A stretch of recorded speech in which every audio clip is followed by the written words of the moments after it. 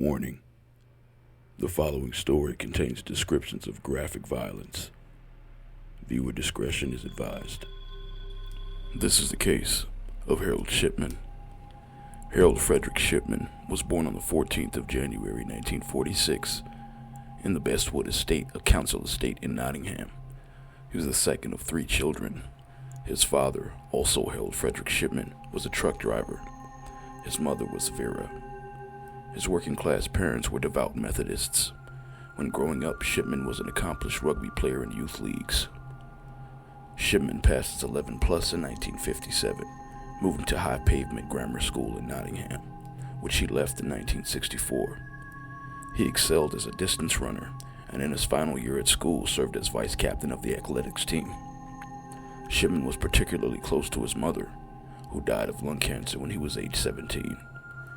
Her death came in a manner similar to what later became Shipman's own M.O. In the later stages of her disease, she had morphine administered at home by a doctor.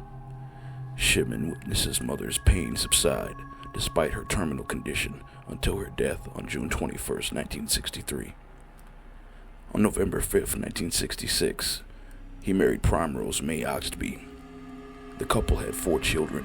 Shipman studied medicine at Leeds School of Medicine, University of Leeds, graduating in 1970. Shipman began working at Pontefract General Infirmary in Pontefract, West Riding of Yorkshire, and in 1974 took his first position as a general practitioner at the Abraham Ormerod Medical Center in Todmorden. The following year, Shipman was caught forging prescriptions of pethidine for his own use. He was fined £600 and briefly attended a drug rehabilitation clinic in York. He worked as a GP at Donnybrook Medical Center in Hyde, Greater Manchester in 1977.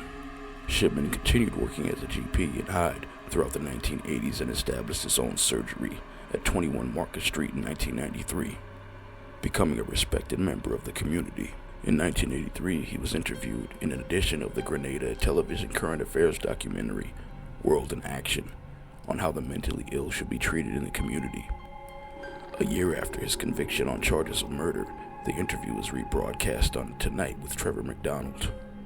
In March 1998, Dr. Linda Reynolds of the Brooks Surgery in Hyde expressed concerns to John Pollard, the coroner for South Manchester District, about the high death rate among Shipman's patients.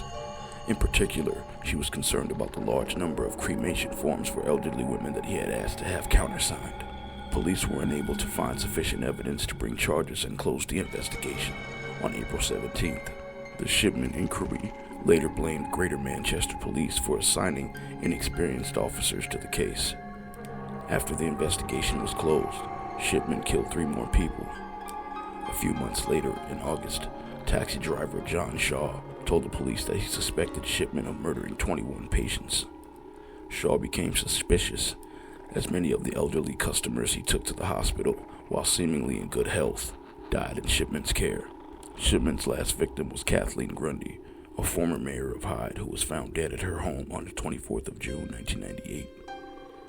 He was the last person to see her alive. He later signed her death certificate, recording the cause of death as old age. Grundy's daughter, solicitor Angela Woodruff, became concerned when fellow solicitor Brian Burgess informed her that a will had been made, apparently by her mother, with doubts about its authenticity. The will included Woodruff and her children, but left £386,000 to Shipman. At Burgess' urging, Woodruff went to the police, who began an investigation. Grundy's body was exhumed and found to contain traces of diamorphine, often used for pain control in terminal cancer patients. Shipman claimed that Grundy had been an addict and showed them comments he had written to that effect in his computerized medical journal. However, police examination of his computer showed that the entries were written after her death. Shipman was arrested on the 7th of September 1998 and was found to own a Brother typewriter, the type used to make the forged will. Prescription for Murder, a 2000 book written by journalists Brian Whittle and Gene Ritchie, suggested that Shipman forged a will either because he wanted to be caught, because his life was out of control, or because he planned to retire at 55 and leave the UK. Police investigated other deaths Shipman had certified and investigated 15 specimen cases. They discovered a pattern of his administering lethal doses of diamorphine, signing patients' death certificates, and then falsifying medical records to indicate that they had been in poor health. In 2003, David Spiegelhalter suggested that statistical monitoring could have led to an alarm being raised at the end of 1996, when there were 67 excess deaths in females aged over 65, compared with 119 by 1998. Shipman's trial began at Preston Crown Court on October 5, 1999. He was charged with the murders of 15 women by lethal injections of diamorphine, all between 1995 and 1998.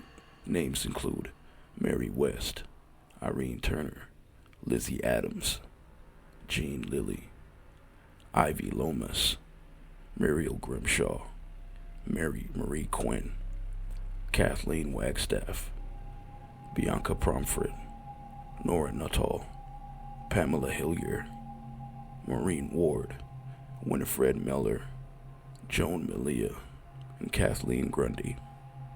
Shipman's legal representatives tried unsuccessfully to have the Grundy case separately from the others, as the motive was shown by the alleged forgery of Grundy's will. On January 31, 2000, after 6 days of deliberation, the jury found Shipman guilty of 15 counts of murder and 1 count of forgery. Mr. Justice Forbes subsequently sentenced Shipman to life in prison on all 15 counts of murder, with a recommendation that he be subject to serve a whole life tariff to be served concurrently with a sentence of 4 years for forging Grundy's will. On February 11th, 11 days after his conviction, Shipman was struck off the medical register by General Medical Counsel. 2 years earlier, Home Secretary David Blunkett confirmed the judge's whole life tariff just months before the British government ministers lost their power to set minimum terms for prisoners. While authorities could have brought many additional charges, they concluded that a fair hearing would be impossible in view of the enormous publicity surrounding the original trial. Furthermore, the 15 life sentences already imposed rendered further litigation unnecessary. Shipman became friends with fellow serial killer Peter Moore while in prison. Shipman denied his guilt, disputing scientific evidence against him. He never made any public statements about his actions. Shipman's wife, Primrose, maintained that he was not guilty even after his conviction. Shipman is the only doctor in the history of British medicine found guilty of murdering his patients. John Bodkin Adams was charged in 1957 with murdering a patient, amid rumors he had killed dozens more over a 10-year period and possibly provided the role model for Shipman. He was acquitted and no further charges were pursued. A historian, Pamela Cullen, has argued that because of Adams' acquittal, there was no impetus to examine potential flaws in the British legal system until the Shipman case. Harold Shipman hanged himself in his cell at HM Prison, Wakefield, at 6:20 a.m. on the 13th of January 2004. He was age 57. He was pronounced dead at 8:10 a.m. A statement from His Majesty's Prison Service indicated that he had hanged himself from the window bars of his cell using his bed sheets. After Shipman's death, his body was taken to the mortuary at Medico Legal Center in Sheffield by Undertaker's van post-mortem examination. West Yorkshire coroner David Hinchcliffe eventually released the body to his family after an inquest was opened and adjourned shortly after. Some of the victims' families said they felt cheated, as Shipman's suicide meant they would never have the satisfaction of a confession, nor answers to why he committed his crimes. Home Secretary David Blunkett admitted that celebration was tempting. You wake up and you receive a call telling you Shipman has topped himself, and you think, is it too early to open a bottle? And then you discover that everybody's upset that he's done it. Shipman's death divided national newspapers, with the Daily Mirror branding him a cold coward and condemning the prison service for allowing his suicide to happen. However, The Sun ran a celebratory front-page headline, "Ship, ship, hooray." The Independent called for the inquiry to Shipman's suicide to look more widely at the state of UK prisons as well as the welfare of inmates. In The Guardian, an article by General Sir David Ramsbotham, who had formerly served as Her Majesty's Chief Inspector of Prisons, suggested that the whole life sentencing be replaced by indefinite sentencing, for this would at least give prisoners the hope of eventual release and reduce the risk of their ending their own lives by suicide, as well as making their management easier for prison officials. The motive for suicide was never established, though he reportedly told his probation officer that he was considering suicide to assure his wife's financial security after he was stripped of his National Health Service pension. Primrose Shipman received the full NHS pension. She would not have been entitled to if Shipman had lived past the age of 60. Additionally, there was evidence that Primrose, who had consistently protested Shipman's innocence despite the overwhelming evidence, had begun to suspect his guilt. Shipman refused to take part in courses which would have encouraged acknowledgement of his crimes, leading to a temporary removal of privileges, including the opportunity to telephone his wife. During this period, according to Shipman's cellmate, he received a letter from Primrose exhorting him to tell me everything no matter what. A 2005 inquiry found that Shipman's suicide could not have been predicted or prevented, but that procedure should nonetheless be re-examined. After Shipman's body was released to his family, it remained in Sheffield for more than a year, despite multiple false reports about his funeral. His widow was advised by police against burying her husband in case the grave was attacked.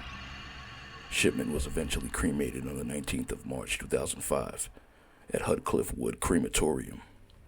The crematorium took place outside normal working hours to maintain secrecy and was attended by only Primrose and the couple's 4 children.